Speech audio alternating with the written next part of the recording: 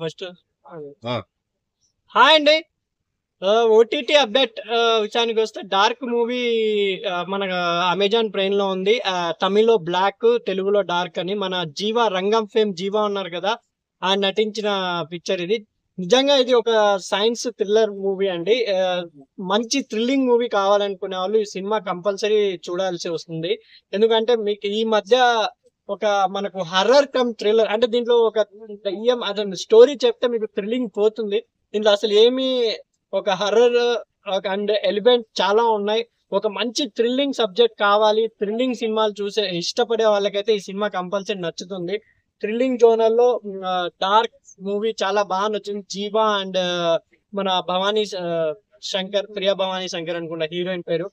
వాళ్ళిద్దరూ దీంట్లో చిన్న బడ్జెట్ తో ఈ సినిమా 50 కోట్లు కలెక్ట్ చేసింది తమిళనాడులో.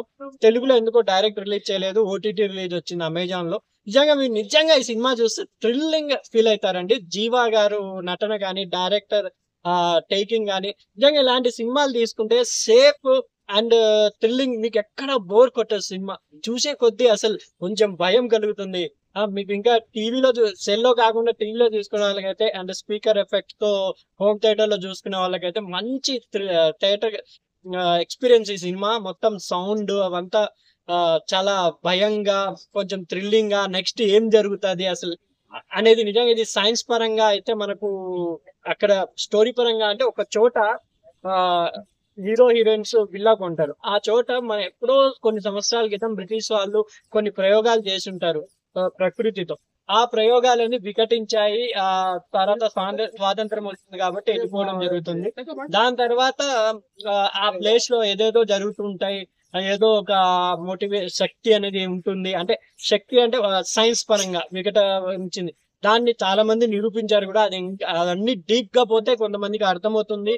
నిజంగా ఒక సైకాలజికల్ థ్రిల్లర్.